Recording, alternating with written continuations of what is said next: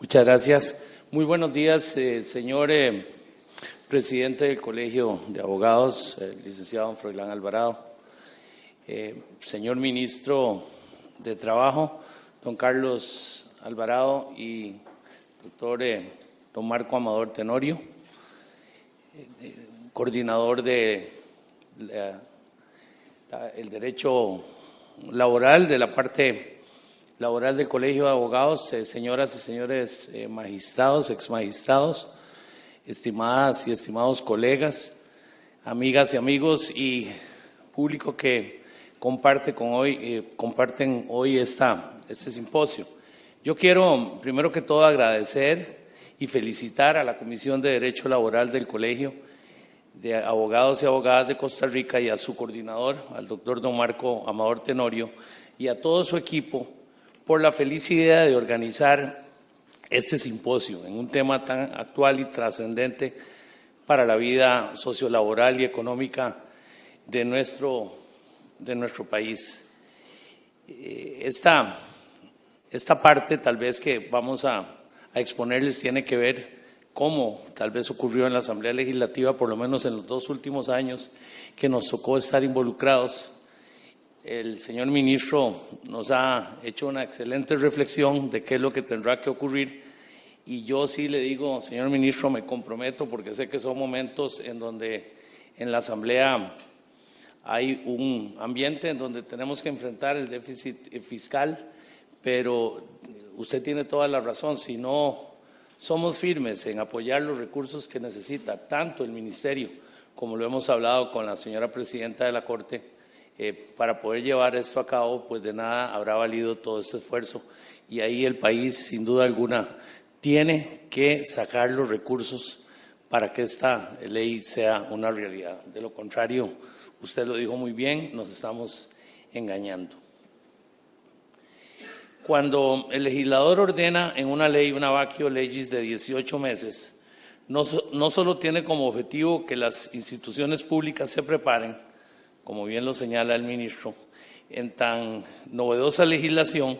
sino que también invita a los actores, llámense empresarios, operadores del derecho, trabajadores y público en general, a estudiar, cuestionar y buscar responsablemente el verdadero sentido normativo para su aplicación práctica y la cual fluya sin mayores contratiempos y se logre el objetivo dispuesto. Por eso, personalmente, les decía, me causa un especial regocijo ver que el colegio del cual soy afiliado hace ya bastantes años sea el pionero en organizar un evento a favor de sus agremiados, de la jurisdicción laboral y del público en general, para que sean los expertos quienes nos expliquen el sentido de la norma y entre los distintos actores discutan y planteen soluciones a las diferentes alternativas interpretativas que toda legislación lleva implícita. Por ello, una vez más, mis congratulaciones a todos los participantes en esta actividad académica, sin duda alguna, de la mayor trascendencia. Al promulgarse en la administración del doctor Rafael Ángel Calderón Guardia el Código del Trabajo el 27 de agosto de 1943, en un contexto internacional y nacional extremadamente complejo,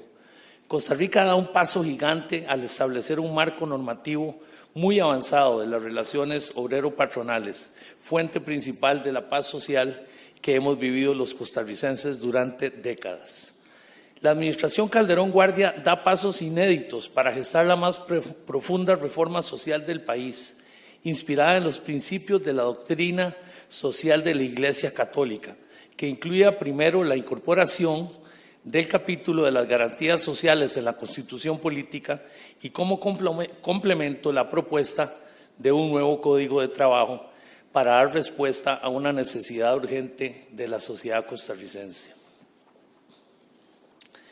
la cual era crecer y producir respetando los derechos tanto de los patronos como de las personas trabajadoras,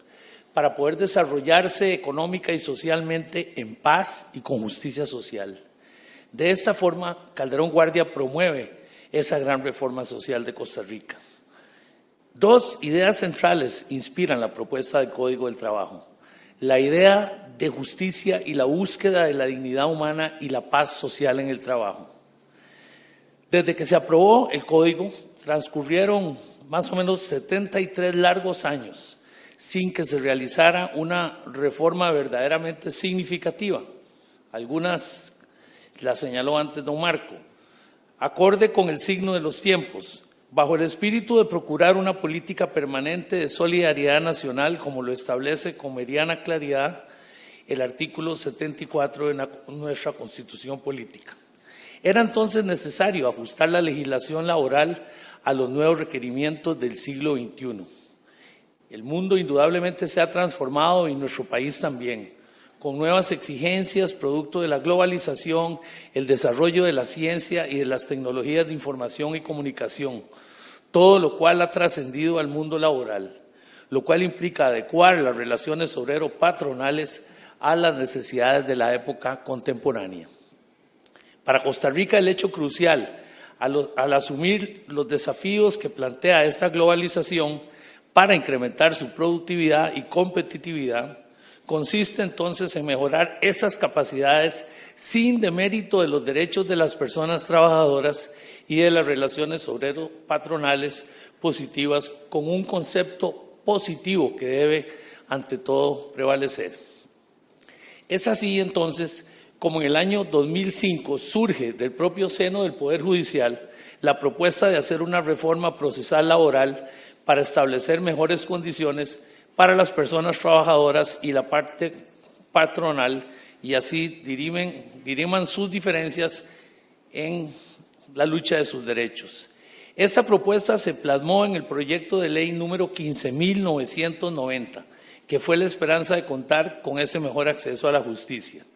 Lo anterior se logró después de un largo camino de concertación nacional, con la participación de empresarios, trabajadores representados en sindicatos, cooperativas, asociaciones solidaristas, los magistrados de la Sala Segunda de la Corte Suprema de Justicia, el Poder Ejecutivo y el Poder Legislativo.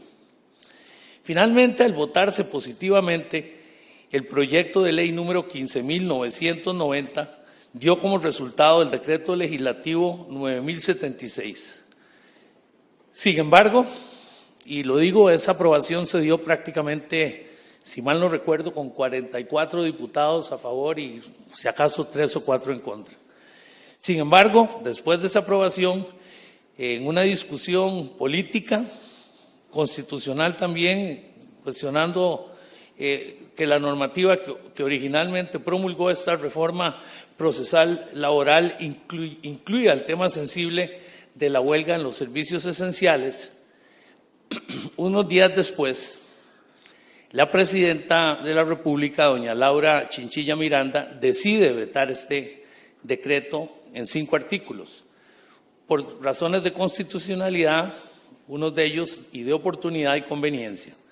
Sin embargo, unos meses después, la señora presidenta retira el veto por razones de constitucionalidad y deja vigente el de oportunidad y conveniencia. Para esa fecha se presenta una prórroga al plazo cuatrienal, pero el mismo no contó con el respaldo necesario. Eso, en técnica legislativa, significa que un proyecto pasado ese plazo de los 4 años, si no se le ha presentado una prórroga, corre el riesgo sencillamente de archivarse. Se presenta la moción, pero no se vota, ahí queda. Ante esta difícil situación política, ingresamos nosotros, y ahí tal vez es donde tenemos una participación más directa, ingresamos a la Asamblea Legislativa en mayo del 2014. Recién había ganado la elección, por supuesto, el Partido de Acción Ciudadana, y como parte de esos temas que se discuten cada 1 de mayo, la fracción de la cual formo parte estaba en la disposición de darle los votos para que asumiera la presidencia del directorio el diputado del Partido de Acción Ciudadana, don Henry Mora. Una de las condiciones que le pedía el Frente Amplio al gobierno era el levantamiento de este veto. Nosotros, la fracción de la Unidad Social Cristiana, de la cual formo parte, planteamos de que no estábamos de acuerdo que se levantara sin antes revisar algunos de estos artículos, y en el acuerdo que se firmó Para ese 1 de mayo se estableció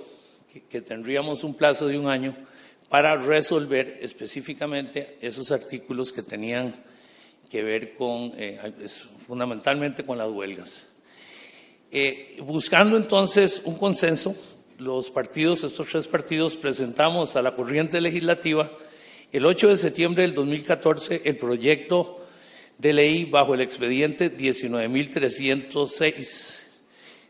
con la concurrencia entonces de los diputados y diputadas de la Unidad Social Cristiana, el Frente Amplio y el Partido Acción Ciudadana. Ahí se propuso reformar algunos aspectos puntuales del Código, teniendo como referente la reforma procesal laboral del decreto legislativo que estaba vetado, y de esa forma, por supuesto, no echar por la borda el esfuerzo de más de 10 años de concertación nacional. Pasaron los meses de septiembre, octubre y noviembre del 2014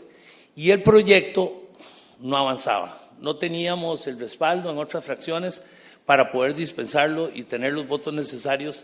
para convertirlo en ley de la República. Se presenta una situación que por lo menos en mayo no fue clara para nosotros, no estaba digamos, como un elemento a la hora de la negociación, y era que el expediente el 15.990, que dio origen al decreto, se archivara, pues el plazo cuatrienal se vencía el 13 de diciembre del 2014. Y ahí hubo un gran problema, un problema político, porque de parte de nuestro partido existía un compromiso con el gobierno para que se resolviera hasta abril. Se dieron discusiones en relación si esa moción que se había presentado de prórroga servía para que eventualmente no se archivara el expediente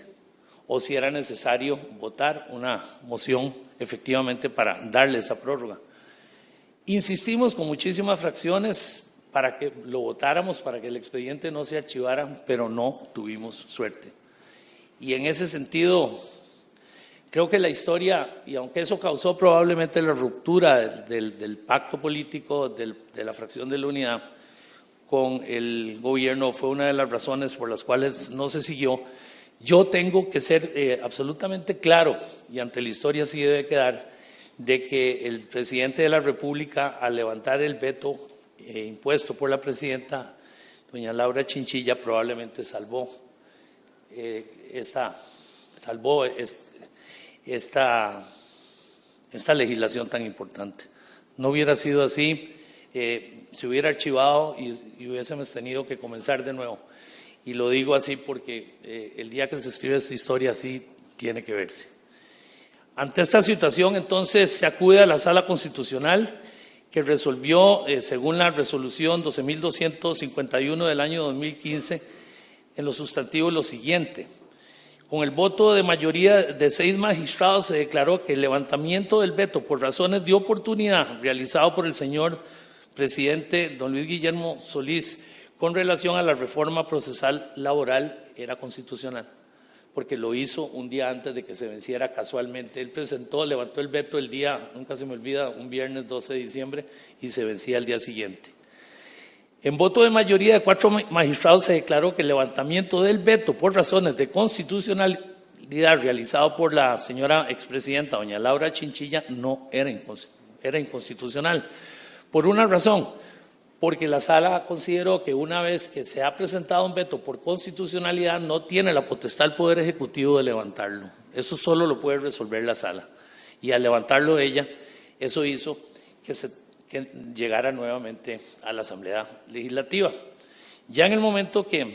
no lo devuelven, había asumido yo la presidencia de la Asamblea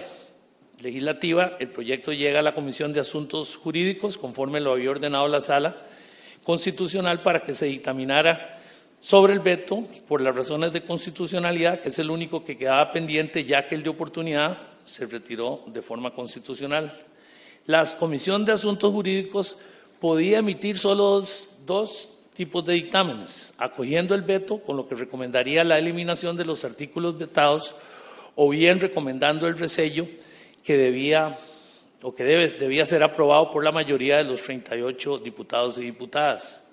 Cualquier otra modificación, y eso tiene que quedar claro, al contenido de la reforma procesal laboral que no sea la eliminación de los artículos vetados, no podía hacerse dentro de este expediente, sino que tendría que plantearse como una iniciativa legislativa distinta e independiente de dicha reforma. ¿Qué es lo importante de esto? Que existían, aparte de estos artículos que se habían vetado,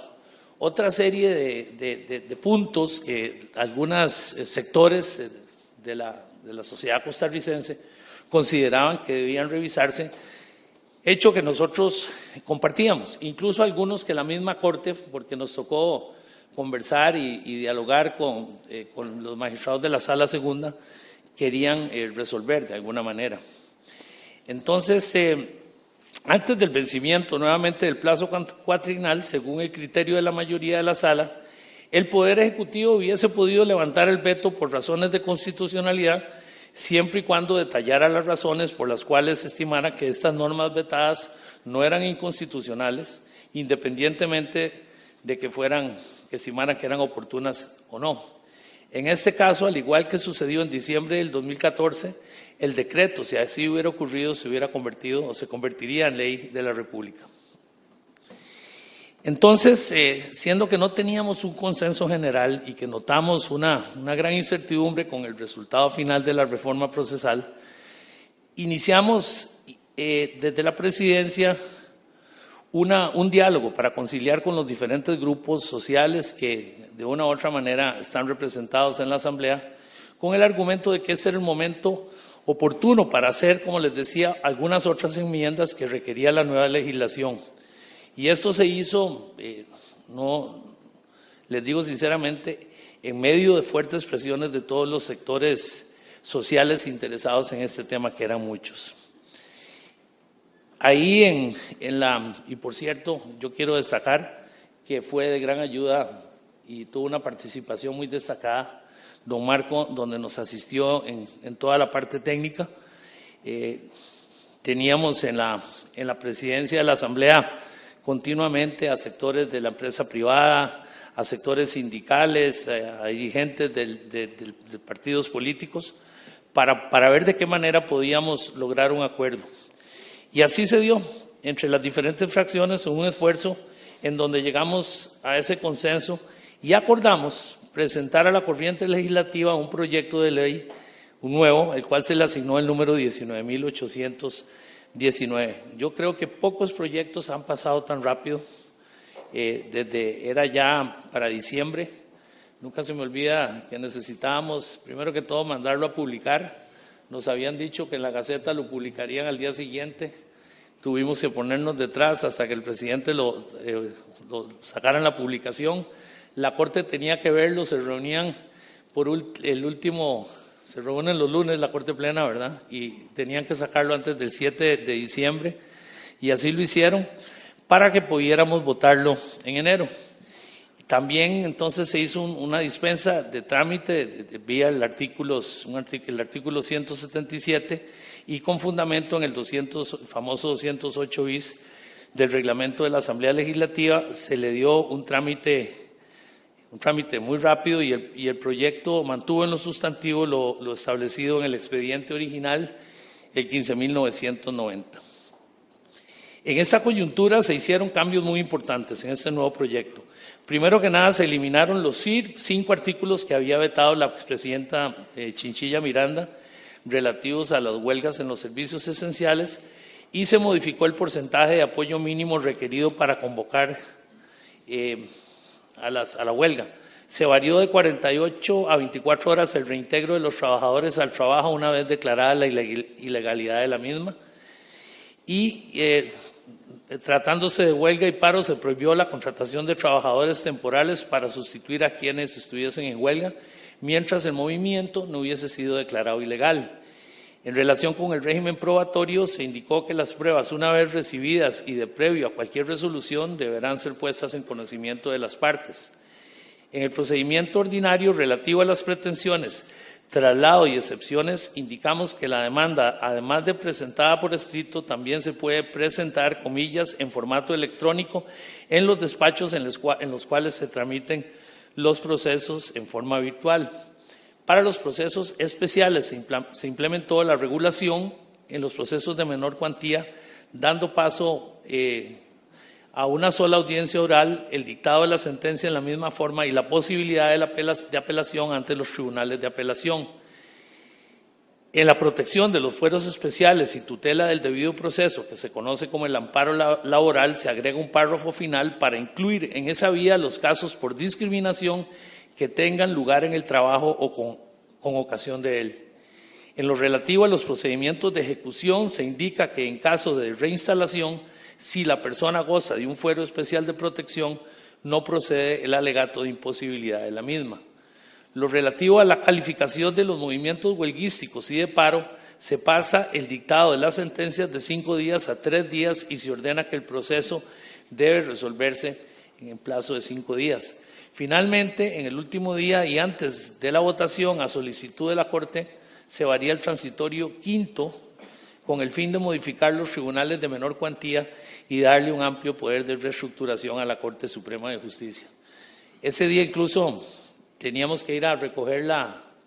las observaciones de la Corte y ahí nos redactaron ese transitorio que lo incluimos en último momento ese día que lo íbamos a votar. Los cambios entonces, si bien fueron mínimos, pero fueron profundos con relación al decreto legislativo vetado. Para ello se hizo en realidad un extraordinario esfuerzo de negociación y conciliación entre todos los partidos representados en la Asamblea Legislativa, pues todos estaban conscientes de que el esfuerzo de un país concertando durante más de 10 años no podía fenecer. Además, y más importante aún, fuimos conscientes de que si el país quería seguir creciendo en armonía y distribuyendo su riqueza de forma equitativa, sin violentar la economía nacional, era urgentísimo una reforma al añejo Código de los años 40, por supuesto sin desmeritar al mismo. La reforma en general es profunda, modifica por completo la parte procesal del Código de Trabajo y en el derecho sustantivo se abordan 3 ejes que creo que aquí los explicaron, pero el derecho individual, el derecho colectivo e incorpora a los trabajadores del Estado normativamente hablando. Pienso que con esta reforma en algo hemos contribuido al legado del gran reformador de Costa Rica, el doctor Rafael Ángel Calderón Guardia, quien desde septiembre de 1942, a un año antes de promulgar el Código en el Congreso de la República, con ocasión de la presentación del proyecto del Código, digo y abro comillas, estoy seguro de que los gobernantes que en años venideros tengan que confrontar los graves problemas podrán llenar otras etapas de la ardua lucha y completar lo que es hoy una primera piedra del gran edificio que tendrá que construir la nacionalidad costarricense para afianzar su progreso y cultura futuros y para garantizar, si cabe decirlo, no solo a los desheredados de la fortuna el disfrute de sus legítimos derechos, sino también a las clases propietarias el goce de sus bienes y de la paz social que tanto necesitan para el mantenimiento de su riqueza y bienestar actuales. Yo quiero decirles que este proyecto, aparte de, como les decía, de ser tal vez el primer tema complicado que tuvimos que enfrentar en abril del 2014 como producto de esa negociación que se dio con el gobierno y luego que por esas cosas del destino volviera a la Asamblea Legislativa cuando estaba yo en la presidencia, tenía para mí un significado muy especial. Mi abuelo, del cual llevo su nombre, que también fue abogado,